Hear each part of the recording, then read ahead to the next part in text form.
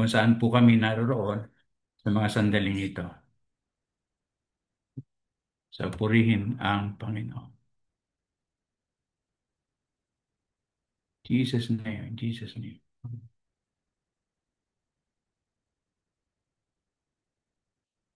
Sige po, dali lang po.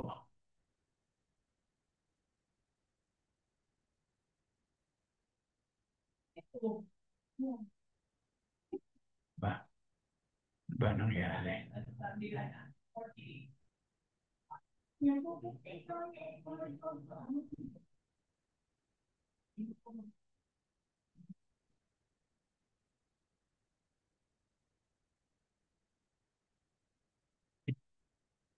Nakikita na po yung screen.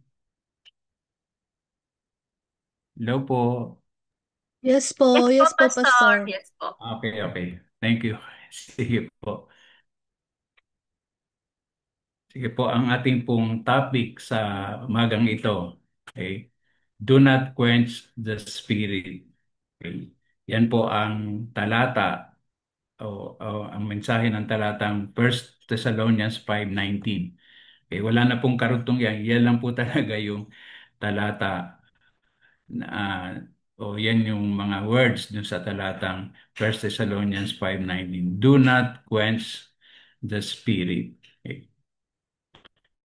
So, sa wikang Tagalog, tingin ako po ang ilan translation, okay?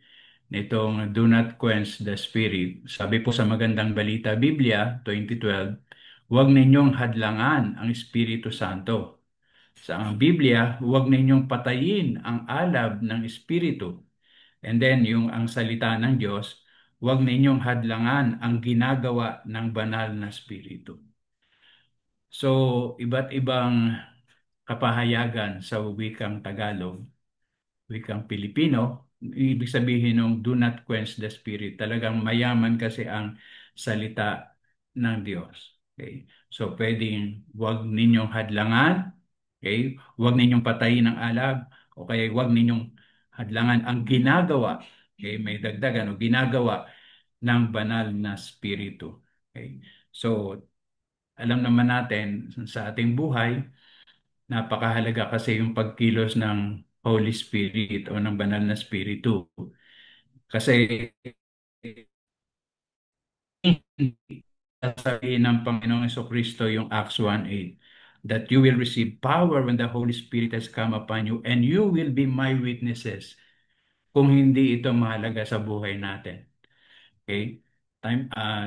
Nitong mga nakaraan, sabi ko nga, may mga pagkakataon sinasabi ko, di ba may 18 years na missing yung sa buhay ng Panginoon. Age of 12, then 30 na nagpakita ang Panginoon. Ang tanong, bakit kaya? Okay? So, ibig sabihin mga kapatid, dun sa 18 years na yon, walang itinala ang Biblia o ang kasulatan kasi walang ginawa ang Panginoon. Jesus na extraordinary. He was a simple man, he was a simple child, he was a simple youth, he was a simple man. Bakit? All because wala pa sa kanya yung banal na spiritu. Okay? Kasi hindi pa pwedeng sasabihin doon sa baptism sa Ilog Jordan na bumaba sa kanyang Holy Spirit kung nasa kanya. Okay? So kaya malinaw mga kapatid, kaya sinabi ng Panginoon sa atin na you will receive power when the Holy Spirit has come upon you. Kasi nga sa buhay ng Panginoong Kristo, naramdaman lang niya yung pagkilos ng banal na Espiritu pagkatapos niyang mabautismuhan sa Ilog Jordan. Okay? Kasi pagkatapos niyang bautismuhan sa Ilog Jordan, alam natin, dinala siya ng Espiritu sa ilang para tuksoin ng diablo. So, ibig sabihin, it's a test. With the Holy Spirit in his life, kaya-kaya niyang i-resist ang temptation ng Diablo. At alam natin na pagtagumpayan na yon, all because pinapaalala ng banal na spirito sa kanya yung mga salita ng Diyos na kanyang ginamit na sandata laban sa gawa ng Diablo, sa pagtukso ng Diablo. So mga kapatid, di ba yan ang sabi ng Panginoon Kristo eh. When the Spirit of truth has come upon you, He will put into your remembrance o siya yung magpapaalala sa iyo sa inyo ng mga salitang sinabi ko. Okay? So, talagang alam ng Panginoong Kristo na kailangan natin ang banal na Espiritu. Kaya nga, itong talatang ito ay yung mahalaga na sabi nga, huwag nating hadlangan. Okay? Kung nasa atin na yung banal na Espiritu, dahil sinasabi natin, our body is a temple of the Holy Spirit, then, ang paalala sa atin, huwag nating hadlangan ang ginagawa ng banal na Espiritu sa buhay natin. So it means we can, okay? We can, ano yun? We can hinder the move, okay? Na yung sabihin, kaya natin hadlangan yung pagkilos ng banal na Espiritu sa atin. Kaya ngayon hamon sa atin, do not quench, wag daw nating hadlangan ang Espiritu Santo. Wag nating hadlangan o kaya wag nating patayin yung alab ng Espiritu na inilalagay niya sa ating buhay. So tingnan po natin yung devotion ni Oswald Chambers. Sabi niya, the voice of the Spirit of God is as gentle as a summer breeze. Okay? Malumanay, malamig na hangin, okay? Sa panahon ng tag-init. So gentle that unless you are living in complete fellowship and oneness with God, you will never hear it. So malinaw yan mga kapatid. Dahil sobrang malumanay yung pagkilos o yung tinig ng banal na spirito, pwede nga natin hindi marinig kasi parang bulong lang. Okay? So ang susi, sabi nga, we should be living in complete fellowship and oneness with God. Na talagang nakikisama tayo sa Panginoon, sa ating Diyos, kaisa na tayo ng Diyos, then yung malumanay na tinig na yon, maririnig natin. Okay? Alam naman natin na tayo nasa magulong mundo, so maraming iba't ibang uri ng ingay o ng tinig, yung naririnig natin. So how can we distinguish or how can we know na kinakausap na tayo ng banal na spirito o ng espiritu ng Diyos kung hindi tayo talagang kaisa na ng ating Panginoong Diyos. So kaya nga the sense of warning and restraint that the Spirit gives comes to us in the most amazingly gentle way. Kaya kung may gustong sabihin, meron tayong nice tayong babalaan, kahit ang tawag dito, paalalahanan ng banal na spirito, hindi yun pasigaw eh. Okay? Hindi siya nang bubulyaw. Okay? It is gentle. Okay? Talagang tahimik na tahimik. Kaya kailangan kung tahimik o parang bulong lang yon. So we need to be able to hear it in spite of all the noises around us. Okay? Kaya nga sabi, if you are not sensitive enough to detect His voice, you will quench it and your spiritual life will be impaired. So ano ibig sabihin, kung hindi daw natin maririnig, hindi tayo nagiging masyadong sensitibo na kinakausap na pala tayo ng Diyos. Ang sabi nga, yun, nahahadlangan natin. Kasi hindi natin napapansin, hindi natin nakikilala na tinig na pala yun ng Diyos ng banal na spirito. So parang, ano ba yun? Ingay lang yun? Ganon, parang ganon. Okay? So hindi natin napapansin.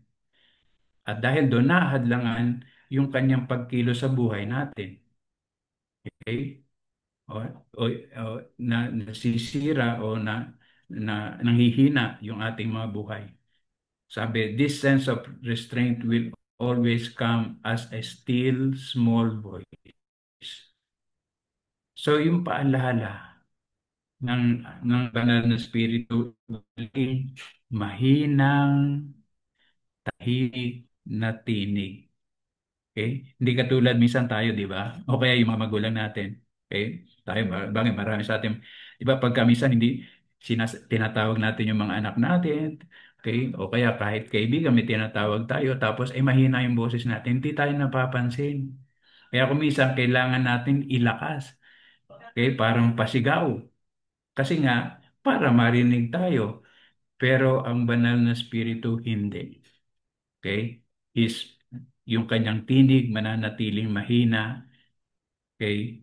Para marinig natin. So faint that no one except a saint of God will not receive. Sorry, hindi ko nakapital yung God. Sorry. Okay? So, ibig sabihin, mga kapatid, sa buhay natin, dahil napakahina, okay? Mahinang mahina, hindi daw natin maririnig maliban o wala makaririnig malibang isang banal ng Diyos. A saint of God. Okay? So, ibig sabihin, kaya sa ating buhay, kuminsan, maraming bagay na tila baga humahad lang para marinig natin ang tinig ng Diyos. Kaya no, sabi ni Oswald Chambers, beware if in sharing your personal testimony, you continually have to look back saying, once, a number of years ago, I was saved. Kumbaga parang yung karanasan natin patungkol sa pagkilos ng Diyos, lagi natin kinukwento yung dati. Ay noon, ganito, nagdadrive ako, pauwi na ako, bigla ko narinig yung Holy Spirit, sabi sa akin, pumunta ka doon sa bahay ni ganito. Okay? So, ibig sabihin, yun. Noon yun. Pero ang tanong, sa panahon natin ngayon, naririnig pa ba natin ng malinaw ang tinig ng banal na Espiritu? Kaya nga sabi, if you have put your hand to the plow, kay nag-aararo, and are walking in the light, there is no looking back. So, ibig sabihin, para bang sa isang magsasaka na nag-aararo, hindi nga tayo dapat lilingon sa likod kasi kapag ka lumingin ka, yung inaararo mo, paliko-liko. Okay? Pero dapat diretso. So, ito yung paghahalin tulad ni, ah tawag dito, ni Oswald Chambers, na yung buhay natin, okay, simula nung naligtas tayo, dapat talagang diretso na. Wala nang paliko-liko, wala nang palingon-lingon sa likod. Para na sa ganon, yung presensya ng Diyos, yung ating pakikipag-isa, kay pakikipisan sa ating Panginoong Diyos, manatili. Okay? So, ano sabi sa 1 John 1:6-7? Kinuha ko po. Okay? If we claim to have fellowship with Him, meaning with God, yet walk in the darkness, we lie and do not live by the truth. Kung sinasabi daw natin tayo nakikiisa sa ating Panginoong Diyos, makikisama tayo sa Kanya, pero nananatili pa rin tayong naglalakad sa kadiliman. Tayo daw po'y nagsisinungaling at wala sa atin ang katotohanan. But if we walk in the light as He is in the light, we have fellowship with one another. And the blood of Jesus, His Son, purifies us from all sin. So, ibig sabihin, habang patuloy tayong lumalakad sa liwanag, okay, kung paano ang ating Panginoon ang liwanag, tayo po'y nakikipag-isa sa Kanya at yung na dugo ng Panginoon patuloy na humuhugas sa lahat ng ating kasalanan. Ibig sabihin, nililinis tayo. Kailangan maging malinis tayo para marinig natin ang tinig ng Diyos. So, ngunit kung sabi nga niya, if we get out of the light, meaning lalayo tayo o lalabas tayo sa liwanag. Ibig sabihin, pag lumiwas ka sa liwanag, ang punta mo sa kadiliman, okay, you become a sentimental Christian. Kaya pala masyado tayong nagiging sentimental.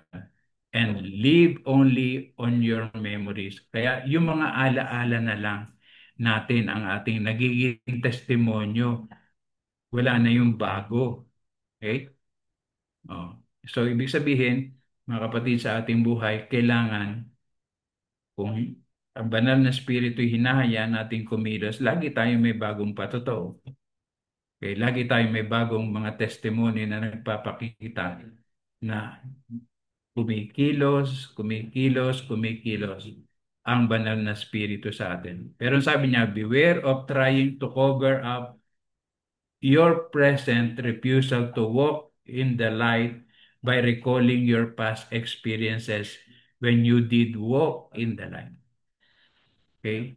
So, ibig sabihin mga kapatid, kuminsan, pinagtatakpan daw natin yung ating pangkasalukuyang kalagayan na ayaw nating lumakad sa liwanag sa pamamagitan ng pagbabanggit ng mga nakaraang karanasan natin na sinasabi natin, ay, nung lumalakad ako sa liwanag, ganito, ganyan. Okay? So, wag daw po yun nawa yung ating maging testimony.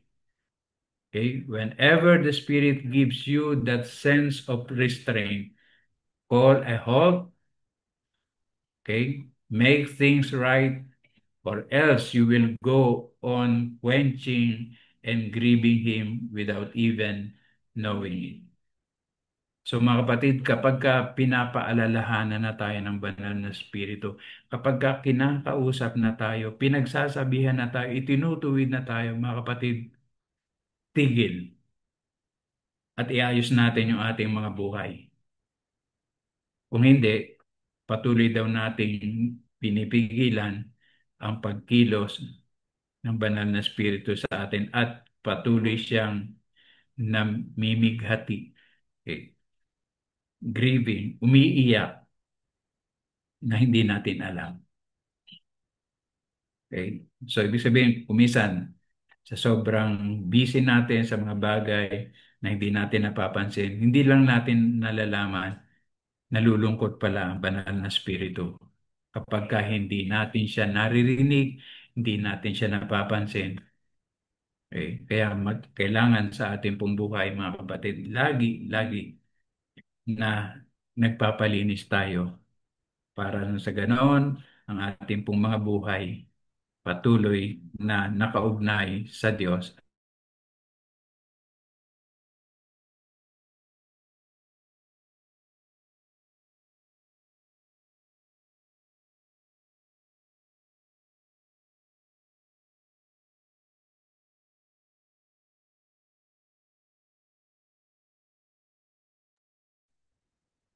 Pastor Paul,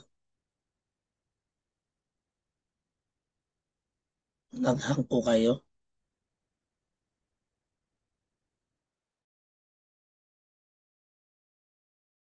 Lord Father God, we give you praise, honor, Hallelujah, and Lord glory. Almighty, as the sun rises across Panginoon, the you are the globe, the whole God world, Panginoon, who can wherever we do are, we come before you anything, with Panginoon. hearts Walang full of posible sa gratitude inyo, and Lord. thanksgiving. Right now, Lord, we thank you for the gift of give life this you day, all the glory. light that was And present we want darkness, to for the just promise of new put you, beginnings.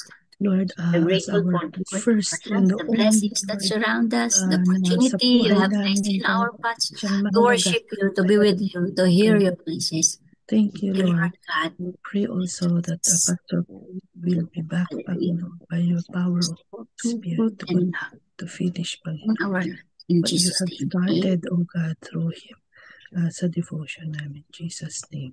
Amen. Hallelujah. Pag-i-co-host po ulit si Pastor Paul, andito na po siya. Salamat po, Ate Vida. Sorry po, na-disconnect pala ako. It's okay po, Pastor Paul. Okay lang po. Share, Opo. tuloy ko na. Opo. Sorry, sorry po, sorry. Okay, humina yung internet. Okay. So sabi po, suppose God brings you to a crisis and you almost endure it. Well, kumbaga dinala tayo sa isang sitwasyon ng nagkaroon tayo ng crisis at muntik na nating mapagtagumpayan. Pero sabi niya hindi kompleto. Hindi natin completely na napagtagumpayan. Maring dadalhin ulit tayo ng Diyos sa ganong sitwasyon. Pero this time, sabi niya, some of the intensity will be lost. Mawawala na. Para bang sa ating buhay, yung kasabikan natin, okay, na mapagtagumpayan yung parang nawawala. Okay? So, kumbaga parang napagod na tayo doon sa sitwasyon na yon. Okay, mga kapatid, maaring darating ito. Sabi nga, you will have less discernment and more humiliation at having disobeyed. Para bang nawawala na yung discernment natin kung paano natin i-handle yung situation na yon at tayo po ay mapapahiya. Alam naman natin mga kapatid, ayaw naman ng Panginoon yung ganyang pagkakataon. Okay? If you continue to grieve His Spirit, there will come a time when that crisis cannot be repeated because you have totally quenched Him. So, ibig sabihin, kapag hindi hinadlangan pala natin, kapag hinadlangan natin ang pagkilos ng banal na Espiritu, hindi na uulitin ng Diyos yung ganong pagkakataon sa buhay natin. Kasi totally hinadlangan natin ang pagkilos niya sa buhay natin. Okay? So, ibig sabihin mga kapatid, sa bawat sitwasyon na dumarating sa ating buhay, sa bawat pagsubok na dumarating sa atin, ang gusto ng Diyos mapagtagumpayan natin.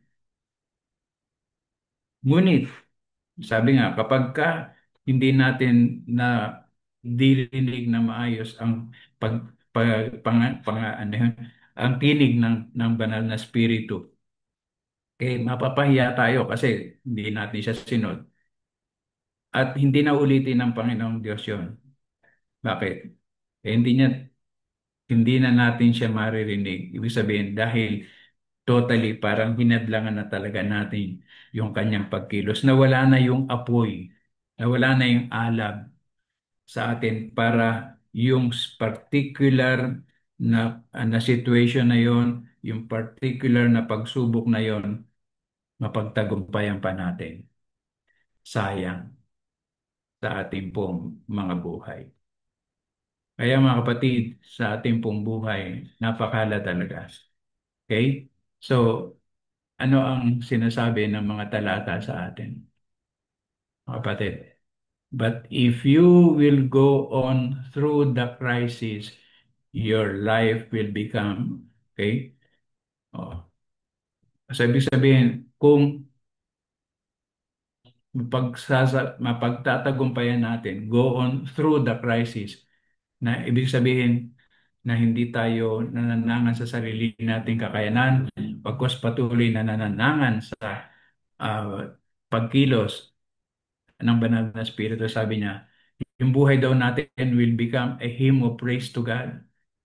Kumbaga para bang habang napagtatagumpayan natin ang mga pagsubok sa buhay dahil sumusunod tayo sa kalooban ng banal na Espiritu, naririnig natin ng malinaw yung kanyang tinig at sinusunod natin siya, yung buhay natin nagiging awit ng pagpupuri sa Diyos.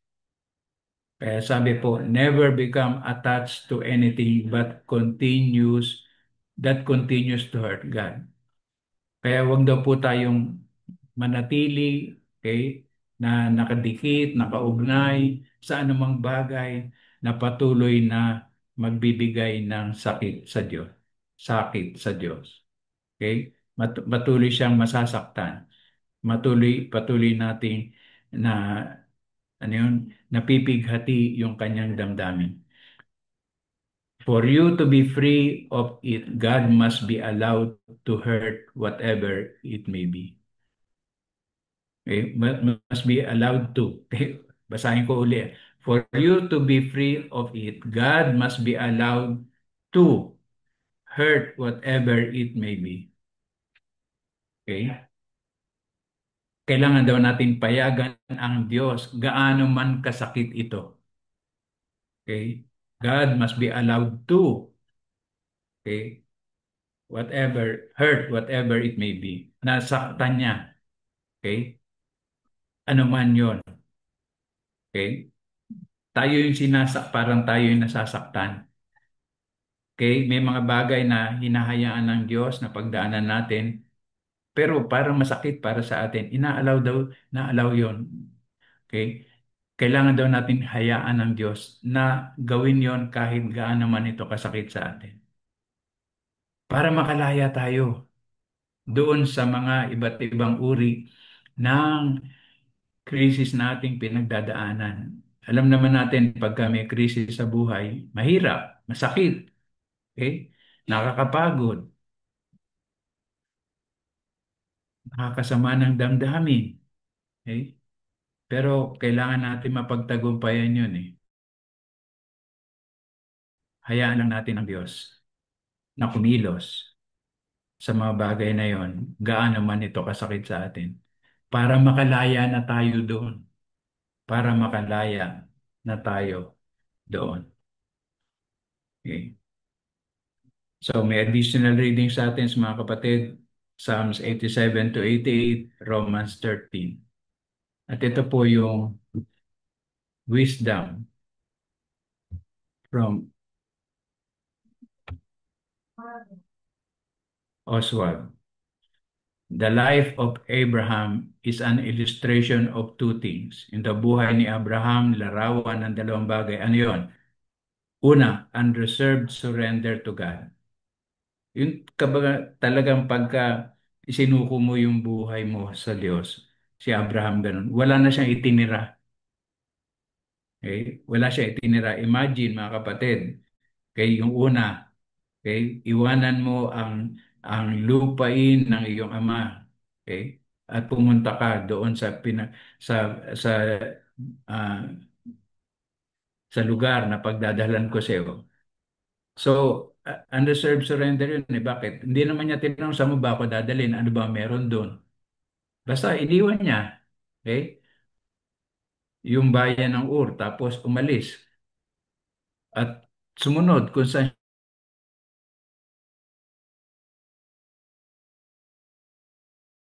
si Asa. Okay? Oh, so, willingly ibinigay niya para pakitang sumusunod siya sa Ama. Second, and of God's complete possession of a child of His for His own highest end. Na, kumbaga, completely buong buo hawak, pag-aari siya ng Diyos. Hawak siya ng Diyos. Para nang sa ganon, matupad yung plano ng Diyos sa kanya. Okay? So, ganun yung buhay ng Panginoong Hesukristo eh. Di ba? Sinorender niya ng buong buo yung kanyang pagka-Diyos sa Ama. Hinubad niya yung kanyang pagka-Diyos. So, sinorender niya yun sa Diyos Ama para patuloy niyang matupad yung kalooban ng Diyos. At alam niya, hawak siya kay pag-aari siya ng kanyang Ama para tuparin kung ano yung kalooban ng Diyos Ama para sa kanya. Na kailangan niyang ialay ang kanyang buhay para sa atin. Sa mga kapatid, sa ating pong buhay, kung talagang excuse me, nung talagang tinanggap natin si Kristo bilang ating Panginoon, bilang ating tagapagligtas, ibig sabihin, katulad ni Abraham, dapat wala na tayong itinatago para sa atin. It should be an unreserved surrender na, Lord, sige po, susuko ko yung buhay ko sa iyo, pero itong bahagi ng buhay ko, akin muna ha. Ako pa rin masusunod. Parang ganun yung sinasabi nito sa atin eh. Kundi hayaan natin na ang Diyos sakupin tayo, hawakan tayo, ariin niya tayo na kanyang anak. Okay? Upang sa ganun kung ano yung pinakamataas na layunin ng Diyos sa atin, matupad niya. Matupad niya sa ating pong mga buhay. Kaya mga kapatid, ito pong ating pagbubulay-bulay ngayon. Do not quench the Spirit. Ibig sabihin, huwag nating hadlangan ang ginagawa ng banal na Espiritu natin, Espiritu sa atin. Huwag nating patayin yung alab na inilalagay ng banal na Espiritu sa ating buhay para tuparin ang kalooban ng Diyos Ama para sa atin.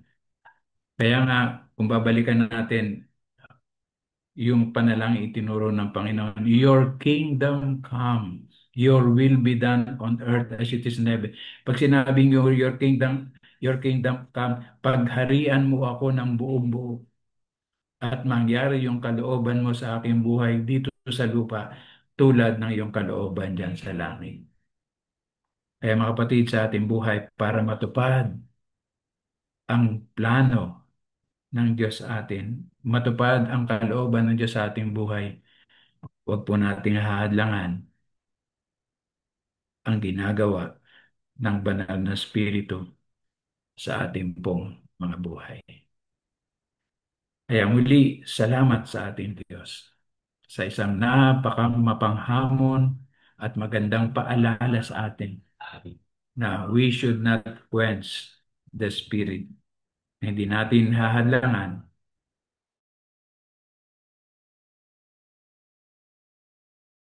mga buhay. Sa pangalan po ng Ama, ng Anak, at ng Espiritu Santo. Amen. Let us pray. Father, we thank you so much for another day that you have taught us, reminded us that we should not quench the Spirit who is living in us. Sapagkat siya po ang gagabay sa amin. Siya po ang sasama sa amin. Siya ang magtuturo sa amin. Siya ang magbibigay sa amin ng kapangyarihan para matupad ang inyong kalooban para sa bawat isa sa amin. Sa lahat po ng gagawin niyo sa aming mga buhay, kayo at tanging kayo lang po ang siyang mapapurihan at maparangalan sa aming pong mga buhay. Sa makapangyarihang pangalan ng iyong anak na si Jesucristo, kasama po ang iyong banal na Espiritu. Ito po ang aming panalangin. Amen. Amen. Amen. Amen. Isang mapagpalang araw po ng Miyerkules sa ating lahat. God bless us all. Shalom. Amen. Turn over ko na po kay Pastor Rory.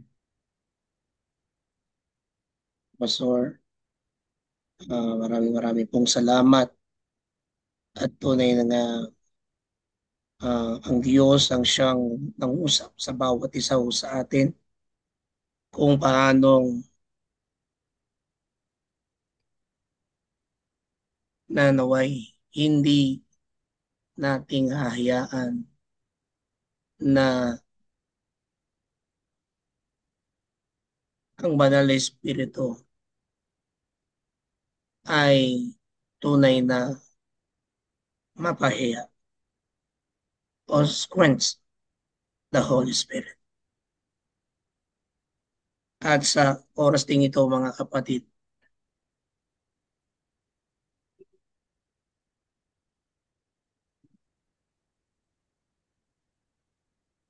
and can I ask for a moment? Let us pray, especially sa oras pong ito. The Lord is leading us today to pray for us for forgiveness. If we do something or if we done that inahadlangan natin yung galaw ng banal na Espiritu sa ating buhay, meron siyang pinapagawa hindi natin nagawa, can we ask for the forgiveness to God, to the Holy Spirit? Sabi nga ng ating pong napag-aralan, huwag nating hayaan na ganun ang mangyari ho sa atin. Kung hindi ay tulungan tayo ng Diyos upang managumpay at pagtagumpayan natin ang ganong sitwasyon. So that we can have that kind of freedom that the Holy Spirit continuously work in our life. For 1 minute, mga kapatid, let us ask for forgiveness. Pag-uusapan po natin si Ate Vida to lead us in a prayer and to release a word in us for 1 minute. Let us all unmute and let us proclaim and confess on it right now. Sige po mga kapatid. Let us start. Hallelujah. Ama, kami po ay lumalapit po sa inyo. Tumihingi kami ng patawaran You know our sa aming hearts. pong mga You know pagkakasala at pagkukulang. our innermost. Lalo na sa inyo, o Lord, banal ito na Espiritu, na na nakikita mo nangungusap ka sa at hindi amin po po namin mga po gawa, nagagawa. isip at mga Lord, salita. patawarin niyo. Kaya na-quench namin, O God, ang Holy Patawarin. Spirit. Lord, forgive At us. tayo po Right namin now, maranasan yung word that we are asking, you said Panginoon, for cleansing, nakapag-uwi namin. for washing, Panginoon, ang mga sins na aming damdamin ay talagang maramdaman. we're sorry, O God, that there are Tanggalin times niyo when kami sa ganong sitwasyon. Holy Spirit, Tanggalin niyo kami, alam Panginoon, sa namin, aming ganong kalagayan. Ikaw Forgive lamang, us, Lord. Panginoon, ang Forgive us. kakalinis sa lahat ng Forgive aming our kasalanan. thoughts. Forgive our Pagpabago sa aming mga buhay. Lord. Tulungan mo kami, Give us Lord. that, Lord God, that Holy Spirit, spirit of the awareness. In muli Jesus' ang name. Amen. kinikilala namin ang presensya, kapangyarihan ng Holy Spirit sa amin. In Jesus' name. Ate Vida, Yes, po. Thank you, Lord God, that for this reminder again today. Thank you, Lord God, for loving us so much, Lord, that ayaw mo kaming lumihis, that you always provide a way that to remind us, to correct us, to train us. So forgive us, Holy Spirit, whenever lumalayo kami sa inyo, kinukuha namin yung responsibilidad, yung kilos tao. Thank you, Lord God, for your grace, for your love, and for your promise, Lord. As it says here in 1 John 1:9, that if we confess our sins to you, you are faithful and just to forgive our sins and to cleanse us from all wickedness. Thank you, Lord God, that ikaw mismo nagtatrabaho para ayusin yung buhay namin. So thank you, Lord God, that you've heard and accepted all our confession this morning. So help us, O Lord God, to isabuhay ito every day, that we always check ourselves. Kumusta po kami? Are we following you in loving obedience? Or again, lumilihis po kami, but always, Lord, call our attention to it. Thank you also for that, for Pastor Paul, for using him, Lord God, this morning to share this word with us. Thank you for Oswald Chambers, Lord God, that his legacy is his material, the utmost for his highest up to today. Pwede namin, O Lord God, gamitin parang bulayan ang salita ninyo at isabuhay. So again, salamat, Lord God, for this opportunity for practical Christianity na ma-apply namin agad, Lord God, yung mga teachings ninyo. Thank you, Holy Spirit, that you are always with us. In Jesus' name, amen. amen and amen. Sige po, bago po tayo manalangin sa mga ating pong pinapray, pwede ko pa nang i-assign sa bawat isa sa atin at tayo po magpapatuloy na dire-diretso na ho. Una sa ating one of the pillar society is the business sector. Can I ask for kapatid na babes to pray for that, the business sector. Second, ang mga ang government and the nation. Can I ask for Kuya Virgil to pray for that po? Kuya Virgil, okay lang po ba kayo doon? Opo. Salamat po, Kuya. And the third po, panalangin po natin ang church and ministry. Can I ask for praying for the church and ministry? Ate Flora? Okay lang po ba kayo doon?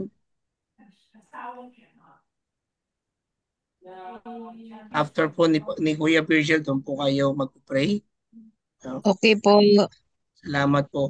And at ang isa pa Sir, po, ano nga po yun? Church and church and ministries. ministry po. Opo, thank you po. Thank you din po. And then sa healing, ayan. Ate Finet, can I ask for that po, na kayo po mag-pray for the healing? Sige po, Pastor. Maraming pong salamat. Sige po mga kapatid.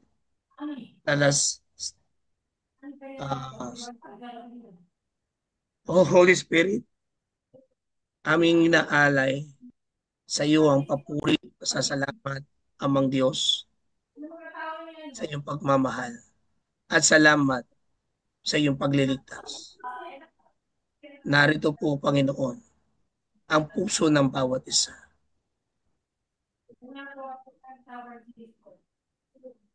Dinirinig mo at tinitinig mo ang bawat panalangin, ang bawat panagawi, ang bawat pag-alay ng bawat puso na naririto.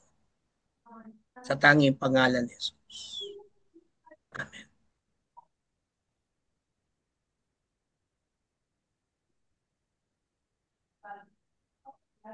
Kapatid na babes. Sige pa. Let us continue to embrace the presence of the Holy Spirit. Join me in praying for the businesses, all nations, for prosperity and growth, asking for the economic growth and stability. Hallelujah, Lord God. We pray for the increase in productivity, Lord God, innovation, and job creations in all nations. Businesses as a whole, or Lord God, we are requesting the economies to be strong and resilient, able to withstand challenges and provide opportunity to all citizens, small or big businesses, Father. We are entrusting everything unto you. We are also requesting for the wealth and resources to be distributed more equitably, addressing poverty and equality. Lord, praying for the policies and practices that support sustainable development and benefit from those most in need. Especially, Lord God, I would like to focus more on yung mga challenges na kinakaharap ng mga farmers, Panginoon. A prayer for farmers to receive fair prices for their crops and be protected from exploitation, Lord God. We're also praying for the entrepreneurs to have access to capital and resources to start and grow their businesses. And also praying for the implementation of the governments in making the policies that promote economic growth, create jobs, and reduce poverty. This is all the main problem, especially in the Philippines. Praying also for the individual businesses to be diligent in their work and use their resources wisely and to glorify your name. Lord, by combining these elements and tailoring prayers to a specific situation, Lord, we come to create powerful prayers for businesses and the economy that can bring positive change to their community and their world. So, Lord, I ask for your grace upon business and businesses. Please bless everyone with opportunities and bring in plenty to the trade. And let your favor be upon them with customers and resources and coming to you by all means. Lord, we thank you. We thank you because we promise that you are our resources. You are our refuge. You are our provider. And to you we entrust this prayer section. In Jesus' name I pray. Amen. Amen. Amen. Our most gracious Heavenly Father, let's pray, everyone. Hallelujah, God the Father. Hallelujah, Jesus Christ. Hallelujah, Holy Spirit. We're grateful and thankful for this opportunity that we are all gathered together, praising you and thanking you for what you have been giving to us, O Lord. Lord, we lift up all the nations of this world who are in trouble right now. We lift up the nation of Israel, O Lord, that this is your land, O Lord. You have taken care of this land since time immemorial. You always look for them. You always guide them, O Lord, these Israelites. Lord, we pray that no arms yet is produced to defeat Israel, O Lord. Lord Jesus, we pray for the Israelites and the citizens of that country that they may know you, that they may open their hearts to you, O Lord, that they may complete the blessings that they need from you, O Lord God. Dinadalangin din po namin ang mga nagagalit sa Israel na karatig bansa, mukha ng Lebanon, Syria, Egypt, Iraq, Iran, Panginoon. Bigyan mo po ng pagkakataon ng kapayapaan na umiral sa mga bansang ito, Panginoon, na napakasarap po mamuhay na ang kapayapaan ng mag-iiral sa amin buhay. Lalo-lalo na po kayo po ang Diyos ng kapayapaan. You're the God of peace. You're the Jesus Christ of our sovereign nation. And you like peace to prevail, O Lord. Gayun din po ang Amerika at Canada, Ukraine, Russia, India, at Pakistan po, Thailand, Bangkok, sa Africa po na nagsasuffer yung mga ibang countries sa Africa na nade-demoralize sila sa leadership na nangyayari sa kanila, Panginoon. Lalo na po yung pagdating sa freedom of religion na hahamper po sila, may hindrance po sa kanilang pagsamba. Gayun din po, tinataas namin ang aming bansa, Panginoon, ang Pilipinas, na alam namin na mahal mong Pilipinas, na laging sumasamba sa iyo, laging tumatawag sa iyo para ingatan at protektahan ang aming bansa, Panginoon. Nawa po ay maunawaan ng China ang kanyang ginagawa na pambubuli sa aming bansa, Panginoon. Bigyan niyo po ng karunungan, ng sapat na karunungan ng kanilang leader na iwasan ang mga pagkakataon na namamutawi sa kanilang pag-iisip na bulihin ng Pilipinas, Panginoon.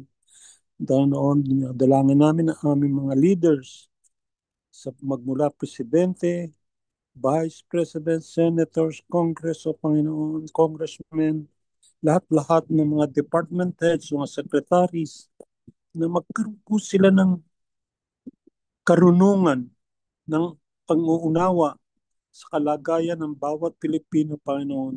Hindi po pantay-pantay ang Pilipino ngayon. May naghihirap, may naghimayaman, Panginoon. Tulungan mo po na mapanagutan ng dapat managot yung mga nangyayaring korupsyon sa aming bayan, Panginoon. Alam po namin, hindi nyo paiiralin ito. Ang gawaing masama ay hindi nagtatagal sa mundo, Panginoon. Alam po namin na ikaw ang sovereign God namin. Ang Pilipinas po, mahal kayo, Panginoon Diyos. At lagi po kayo nasa aming dalangin. Ang aming bansa na lagi niyong patnubayan, protektahan, at magkaroon ng kapayapaan ng bawat Pilipino sa bawat isa sa amin. At ito'y dinadalangin namin sa pangalan ni Jesucristo na aming tagapagligtas. Amen. Amen. Amen. Amen. Amen. Father God in heaven, once again, we just want to say thank you, God, for giving us the privilege, Lord, to pray for the church and ministries, oh God. And in behalf of the churches and ministries, sa lahat po ng pagkukulang po namin, Panginoong Diyos, kung ito man po, Lord God, ay hindi nagagampanan ng tama ayon sa iyong kalooban. Inyo pong patawarin ang bawat isa sa amin, ang bawat church, Lord God, at ang mga gumagana po ng mga iba't ibang ministries, Lord. Alam po namin, Lord, that your mercy is new every morning. So, Lord, umaasa po kami, Panginoong Diyos, for your mercy na ang lahat ng mga churches and ministries, Lord God, you will bless and everyone will be led and empowered only by your Holy Spirit and no longer by the power and knowledge of man in the name of Jesus. And so, Lord, we thank you that your Lordship, Lord God, will always be given into your most holy name. And no one among, oh Lord God, those who are leading the churches will take the glory except you alone. And so, Lord, we pray for humility among all the pastors, the deaconesses, church leaders, and members, Lord, that everyone will not take any glory, but should be, O Lord God, be given only unto you, the King of Kings, the Lord of Lords, the one who is the creator of the heaven and the earth, the one who is ruling the whole world, O God, and the one who owns the whole universe. And so, Lord, we pray that everyone, O Lord God, whom you are using as your servants, Lord God, in the churches and the ministries, will always trust and depend on you on whatever you want each and every one of us to do. And may we always remain faithful and loyal to you, O God, even in the midst of difficulties, Lord. No one among us will conform to the things of this world, Lord God. But every one of us, Lord God, will just obey you and your word. Whatever you are commanding us to do, let it be that everyone's heart are really willing to obey you and to do your will, Lord. Let everyone declares, not my will, but yours be done, as you have said, O God. And so, Lord, for everything, Lord God, na kailangan po ng bawat isa, Lord God, na iyong mga lingkod, nawa iyo pong i-provide in the name of Jesus. At Lord, kung meron man pong may mga sakit sa kanila or mga napapagod na, Panginoon, give them rest, Lord. For you said, Lord, that come unto me all of you who are heavy laden. And God, we thank you that every day you will refresh, Lord God, your servants. And everyone will always be very happy, Lord God, and grateful for you choosing each and every one of us to serve, that the church and ministries will remain to be the light and the salt for all those people around us who are still needing salvation and who are needing growth in their faith. In Jesus' name I pray. Amen. Amen. And Lord, we just continue, O God, to be in the spirit of coming to you, Lord, and seeking your healing, O God. Right now, Panginoon, we are here, Lord, interceding and standing in the gap, Panginoon, for all those who are sick. Ang aming mga kapatid, Panginoon, na mayroong karamdaman, whether they are in hospitals or whether they are at home, Panginoon, recovering. Lord, we declare you are Jehovah Rapha. You are a God who loves to heal your people, Panginoon, according to your way, according to your will, and according to your perfect timing. And so, Lord, here they are, Panginoon, ang kanilang mga pangalan are on the list. We may not mention each one of them by name, but you know them by name, Panginoon. Lord, you are our creator, and therefore, Panginoon, ikaw lamang, Panginoon, ang nakakaalam, Panginoon, how to fix, oh God, how to restore, Panginoon, how to heal, Lord, itong mga katawan na ito na kayo rin po ang lumikha. And Lord, we are not only praying for physical healing, but also for emotional, psychological, spiritual healing, oh God, at and all the other areas, Panginoon, even financial, even our relationships, Panginoon, with our families and with other people. Panginoon, we lift them all up to you, oh God. Ikaw lamang, Panginoon, ang mayroong katugunan, Lord, sa lahat ng aming mga pangangailangan. Thank you that you are a ready source of help when we need it, Panginoon. And so, Lord, we declare your words, your very words, Panginoon, how you said, by my wounds you are healed. So, by the wounds of our Lord Jesus Christ, that He suffered on the cross, Lord, ang lahat-lahat, Panginoon, ng mga karamdaman na ito ay naipako na din, Panginoon, sa krus ng Kalbaryo, Panginoon, at i-declare mo na, Panginoon, you have already declared and proclaimed, O God, that you have already overcome the world and everything that is in it. And so, Lord, maraming salamat, Panginoon. Those who are also ill, Panginoon, at wala sila sa aming prayer list, then you know them, Panginoon. Lord, touch them as well and let your healing power, supernatural and miraculous healing to flow upon each one of them. Kami din, Panginoon, Lord, bawat isa sa amin na nandirito sa room, Panginoon, minsan meron din po kaming mga nararanasan at mga pinagdadaanan, oh God, may mga karamdaman. And Lord, so we come here as well for healing, Panginoon, for wholeness and wellness, Panginoon, of our well-being, O God. Dahil alam namin, Panginoon, nasa inyong mga kamay lahat, Panginoon, ang katugunan, Panginoon, sa aming mga panalangin, sa aming mga pangangailangan. And praise God that you are a God, you are our God who can do miraculous things. Yes, you are still a miracle working God. And so, Lord, maraming salamat that we can claim that even now and we declare it in the powerful name of Jesus by your power, O Holy Spirit. In Jesus' name we pray. Amen. Amen. Amen and amen. Marami pong salamat, Panginoon. Kami po ay lubos na nagpapasalamat sa bawat katugunan ng iyong ipinagkaloob po sa amin. Katugunan sa kagalingan, katugunan sa kapayapaan, katugunan sa katagumpayan, katugunan, O Diyos, na patuloy na kayong kumikilos sa anumang sitwasyon at kalagayan ng bawat isa at ng mundong ito. At patuloy namin itong idinadalangin, dinaalay, sapagkat ikaw ang tunay na hari ng mga hari, Panginoon at mga pagkat ng Panginoon, at kayo ang siyang nangunguna. Salamat, O aming Panginoong Kristo, Diyos na manunubos at pagkilos ng iyong banal na Espiritu. Amen. And amen.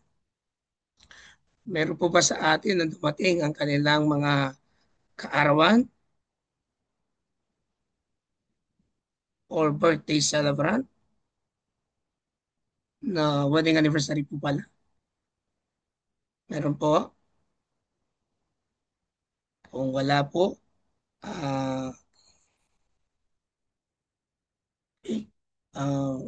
sige po, tayo po ay manalangin.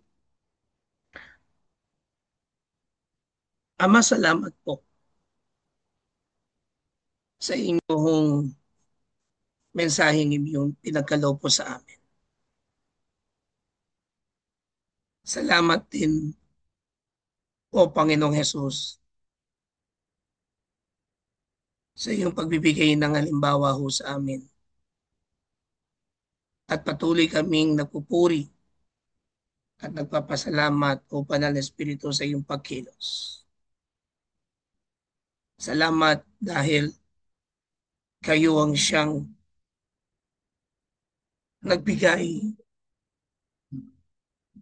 ng tunay na kaganapan sa bawat mga salitang inyong ipinagkaloob at inalay.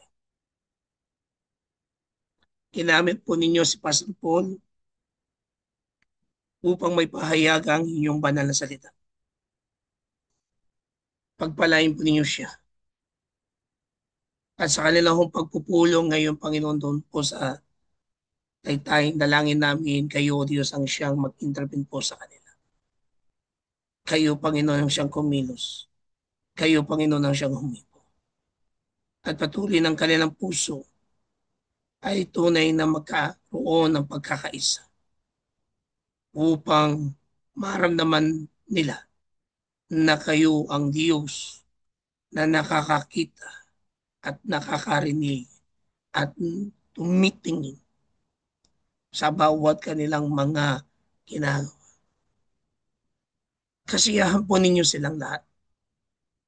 At kami rin pong narito, Diyos. Pagpalain po ninyo ang trabaho, ang pamilya, pagpalain po ninyo ang bawat mga gagawin po namin sa apat. Bless, Lord God, the plan. But the best plan of all is your plan. So lead us in your path. Hold our hands so that may we walk on it to fulfill your will in our life, to reach out other people, to reach out our loved ones, that we may share your grace, your love, your forgiveness, and your salvation sa kanilang mga buhay at sa iba pa. Maraming pong salamat. Ito po ang aming dalangin sa tanging pangalan ni Jesus. Amen. Amen. Tanggapin po natin ngayon ang bendisyon ng ating Diyos Ama na makapangyarihan sa lahat. Ng pag-ibig niya hindi nagmamaliw at kahit kailan hindi siya nagbabago. Sapagkat siya noon, ngayon, at kailanman. Iyan ang sinasabi sa banal na kasulatan sa Hebrew chapter 13 verse 8. Jesus is the same yesterday, today, and forever. At tunay na ang ating Panginoong Hesus ay tinuruan tayo, inalayan tayo, ginabayan tayo kung paanong mamuhay sa mundong ito. Ano malakad na may takot at pagmamahal at pagsunod sa Diyos. At sa pagkilos ng banal na Espiritu na siya yung nangungusap sa atin, gumagabay sa atin, nagbibigay ng mga pangitain, nagbibigay ng mga bawat mga panaginip upang tayo sumunod, upang ito'y ating ibahagi, upang ang ilaw ay matanglawan at makita ng bawat mga taong ating mga nakakasalamuha sapagkat siya'y mayakta, siya'y kumikilos, siya'y nangunguna sa atin ngayon at kailanman. Amen. Amen. Amen. Amen. Maraming salamat po, Shalom everyone. God kapatid. bless everyone. And sige po, bago